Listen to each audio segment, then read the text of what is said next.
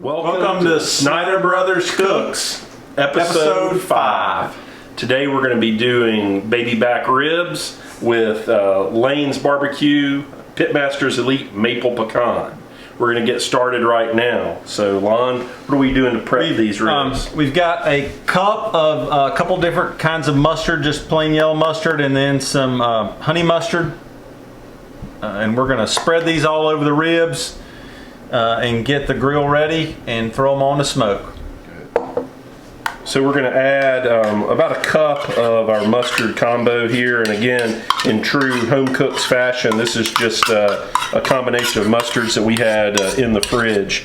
In our original recipe, we use apple juice, but we're going to be substituting apple ale from New Glarus Brewing in Wisconsin, thanks to one of our good friends who's provided this for us. So we're going to use the same container here and put in about a cup or however much is left of this, because we're going to be using it to wet the ribs as they cook. Yeah, around about every 30 minutes we'll spray the ribs to just kind of keep them moist. All right, so Lon's going to mix that up, and while he does that, I'm going to get something to spread it on.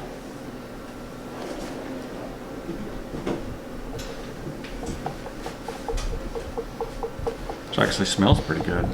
Yeah, it looks really good.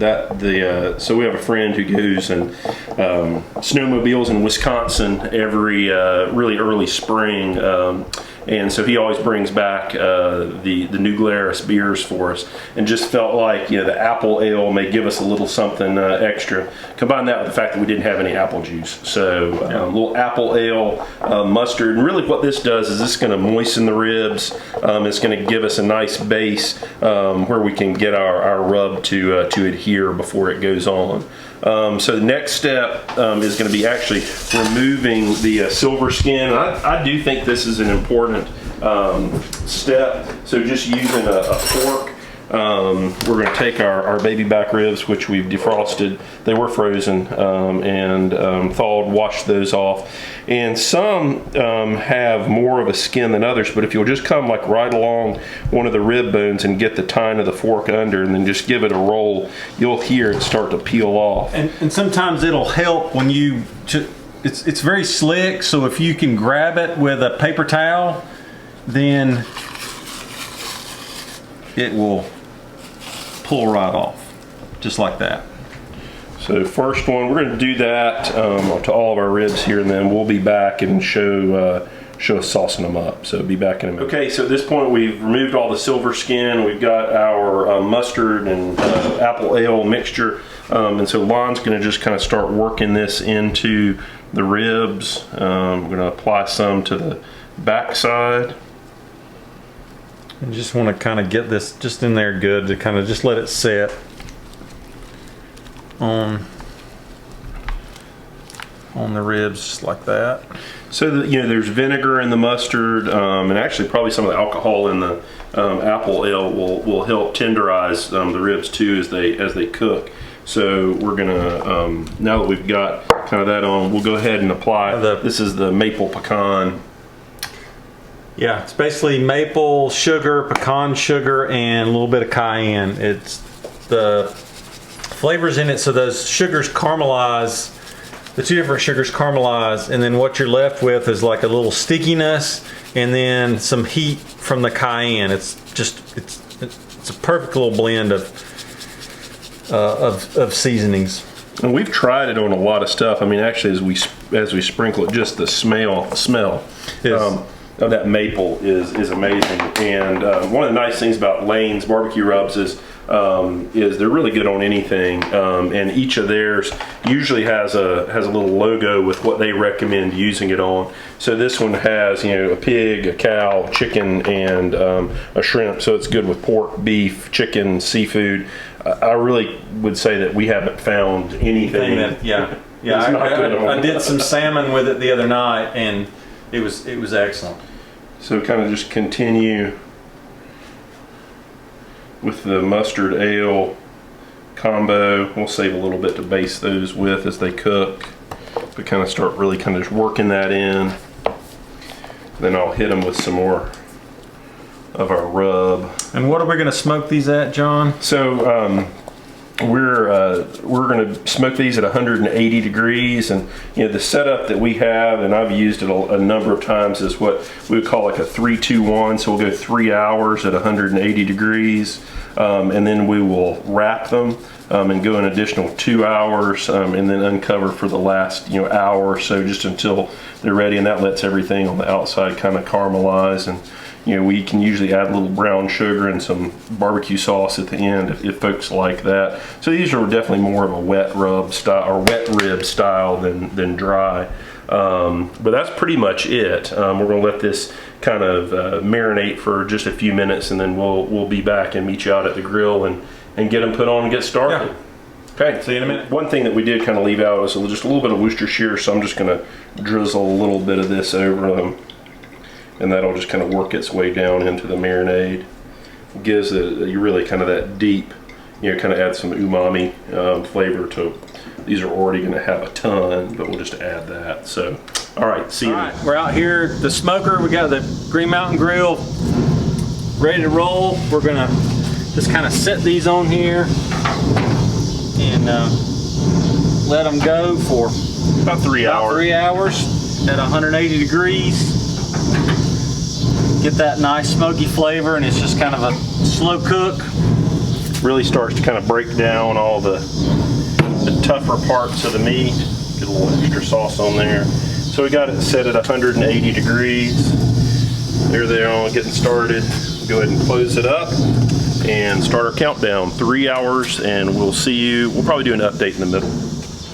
Okay, so we're back at the smoker. It's been about 2 hours. 2.5 hours, yeah. Yeah, so Lon's kind of been checking them and spritzing them with a little bit of the apple ale, and ribs are a little smaller, so we reduced the time just a little bit, but they look great.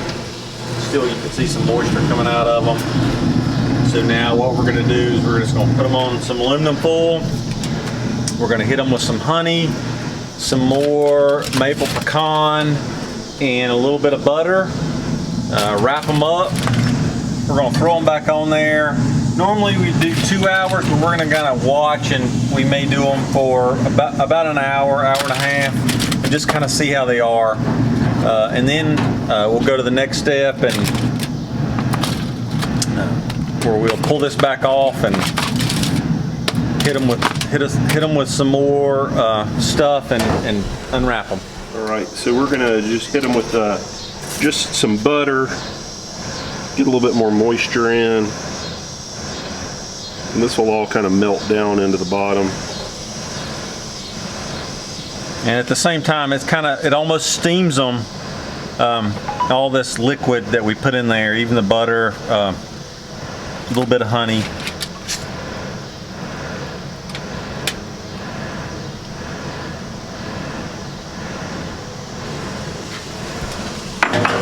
We're going to hit them with just some honey on top.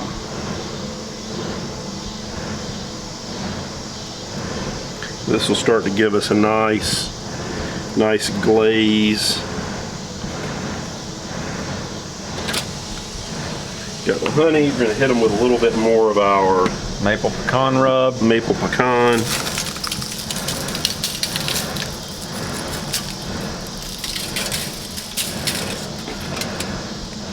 Golly, the smell is just absolutely amazing.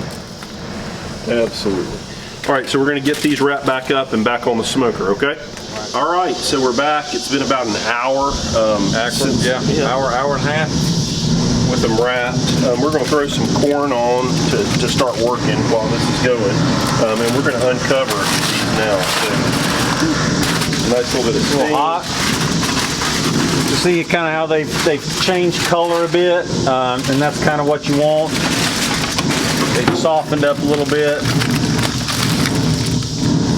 They haven't completely gotten to the point where it's like absolutely tender, but really you don't want them completely falling off the bone. You want a little bit. You want them to hold a little bit of that tightness. See all that kind of onion rub in there. Smoker's making a great sound right now. I'm not really sure what that is.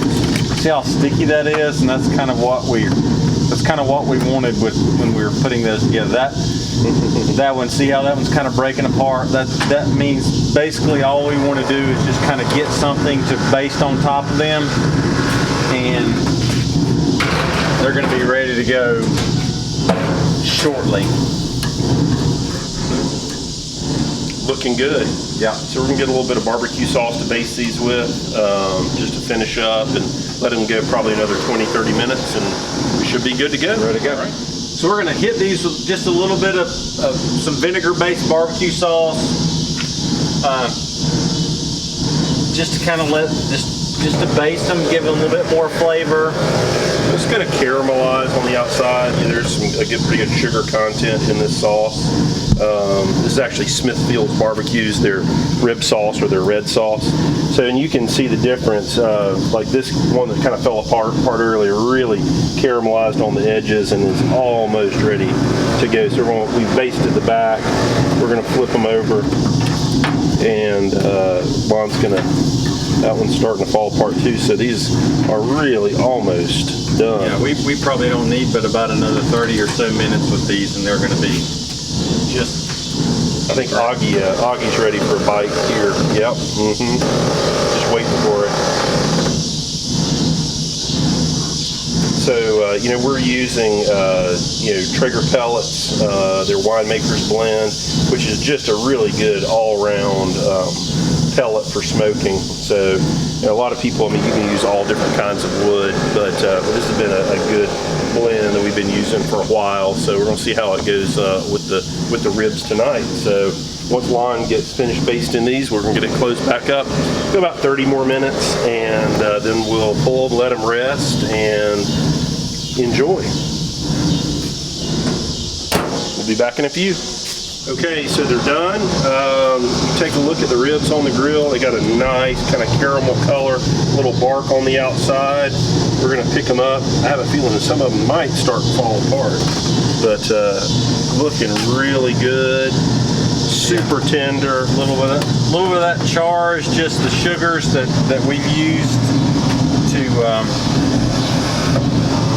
caramelize on. That's kind of on the edge of the bone there. Just looks really great, and they're going to be sticky and good. So these are looking good. So hope you guys try this. They've been on a total of about 4.5 hours now. Again, they're a little bit smaller ribs, so don't take quite as much time. But try the recipe. Don't forget to smash that like and subscribe button. Leave some comments. Let us know what you want us to cook next. And we'll see you back next time on Cooking with the Sniyder Brothers.